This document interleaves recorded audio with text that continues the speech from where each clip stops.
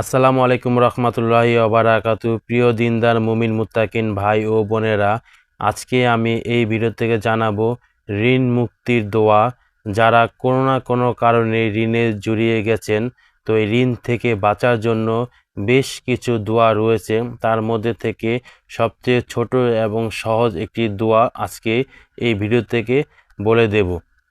দোয়াটি হচ্ছে গিয়ে আল্লাহুম্মা কফিনি বিহালালিকা আন হারামিকা ওয়া আগনিনি বিফাদলিকা আম্মান সিরা। ঋণ মুক্তির দোয়াটি আমি আরেকবার বলে দিচ্ছি। আল্লাহুম্মা কফিনি বিহালালিকা আন হারামিকা ওয়া আগনিনি বিফাদলিকা আম্মান সিরা।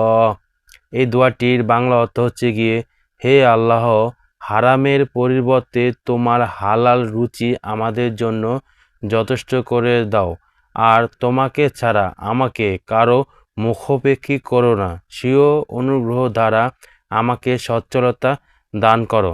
প্রিয় মুমিন ভাইরা, এখন জানাবো ঋণ থেকে মুক্তির পাওয়ার জন্য বেশ কিছু আমলের কথা এখন বলবো। তো নবীজি সাল্লাল্লাহু আলাইহি সাল্লাম বলেছেন, তোমাদের মধ্যে সেই ব্যক্তি উত্তম যে উত্তম রূপে ঋণ পরিশোধ করে। কেউ যেন ঋণ পরিশোধে গড়িমসি না করে। সেজন্য নবীজি বলেছেন, ঋণ পরিশোধ না করে কবিরা গুনাহর অন্তর্ভুক্ত। কিন্তু একান্ত যদি কেউ ঋণ পরিশোধ অপরাগ হয়, তবে তার করণীয় কি? ঋণ মুক্তি তিনি কখন কিভাবে আল্লাহর সাহায্য চাইবেন?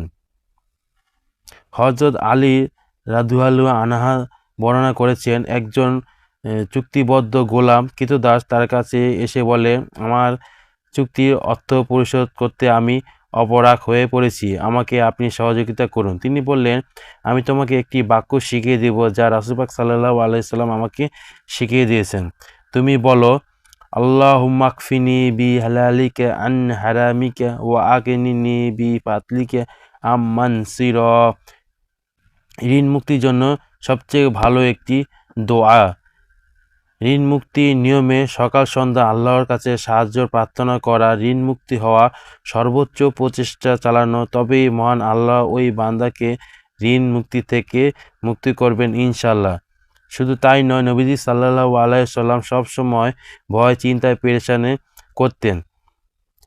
তাই যারা ঋণগ্রস্ত তাদের জন্য ঋণ মুক্তি নবীজি সাল্লাল্লাহু আলাইহি সাল্লামের নিয়মে আমলের মাধ্যমে আল্লাহর কাছে আশ্রয় চাওয়া জরুরি।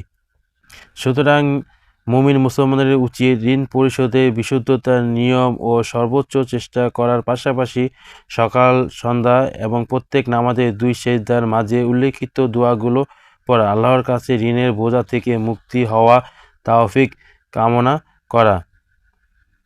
সুতরাং ঋণ মুক্তির জন্য অবশ্যই নামাজের পাশাপাশি এই ছোট দোয়াটি বেশি বেশি করে পড়া, সকাল সন্ধ্যা বেশি বেশি করে এই ঋণ মুক্তির জন্য এই দোয়াটি পড়া। তো ভিডিওটা আর লম্বা করলাম না, সবাই ভালো থাকবেন, সুস্থ থাকবেন। আসসালামু আলাইকুম রহমতুল্লাহি ওয়া বারাকাতুহু।